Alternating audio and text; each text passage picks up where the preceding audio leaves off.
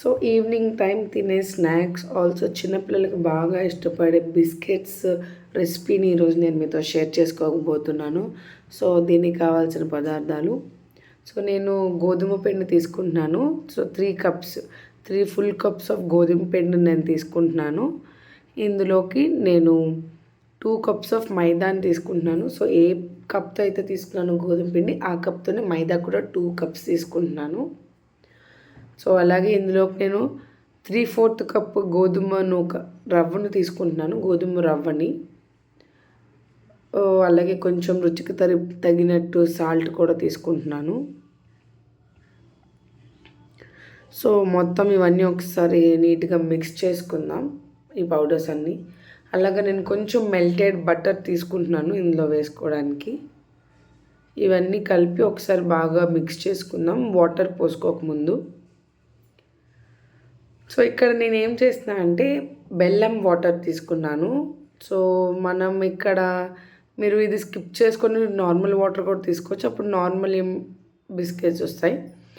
ఇది ఏంటంటే చిన్న స్వీట్ బిస్కెట్స్లో అనిపిస్తాయి అన్నమాట. ఇన్ కేస్ మీరు స్వీట్ వద్దు అనుకున్న వాళ్ళు నార్మల్ వాటర్తో కూడా మీరు డౌని ప్రిపేర్ చేసుకోవచ్చు. సో నేను బెల్లం వాటర్ ఎలా ప్రిపేర్ చేశాను అంటే కొంచెం బెల్లం అలాగే వాటర్ కలిపి బెల్లం వాటర్లో డిజాల్వ్ అయినంత వరకు నేను పొయ్యి మీద పెట్టి కరిగి, బెల్లం వాటర్ డిజాల్వ్ అయితే చాలు, మరీ పాకంలాగా ఏం రానక్కర్లేదు, జస్ట్ బెల్లం డిజాల్వ్ అయితే చాలు. సో నేను అంతటినీ ఇలాగా ఒక డోలా ప్రిపేర్ చేసుకున్నాను. సో దీని నుంచి నేను సెపరేట్గా సింగిల్ పోర్షన్స్ తీసుకుంటున్నాను. సో దాన్ని బాగా నీట్ చేస్తూ దీన్ని నేను చపాతీలాగా ప్రిపేర్ చేసుకుంటాను.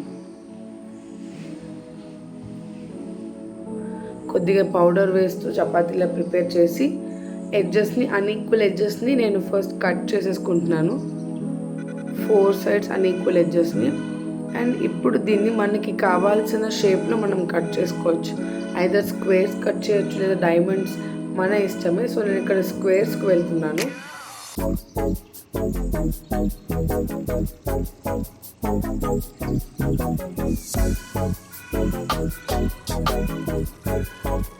సో పిల్లలు ఈవినింగ్ ఇంటికి రాగానే స్నాక్స్ కోసం అడుగుతారు. సో ఇది ఒక చిన్న ఈజీ రెసిపీ, మనకి మదర్స్కి ఈజీగా అయిపోయే రెసిపీ ఇది.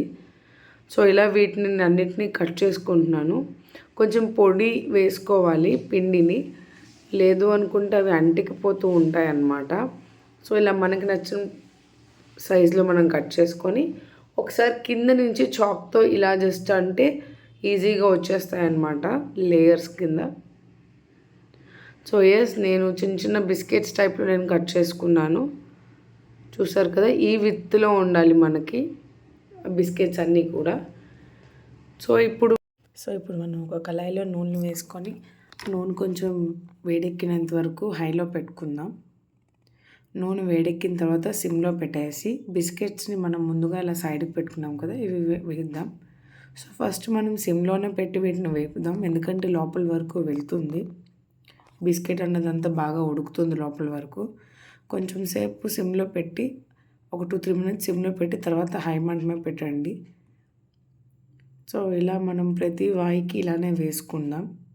సో మంచి కలర్ వచ్చినంత వరకు మనం వేపుకుందాం బిస్కెట్స్ అన్నీ కూడాను.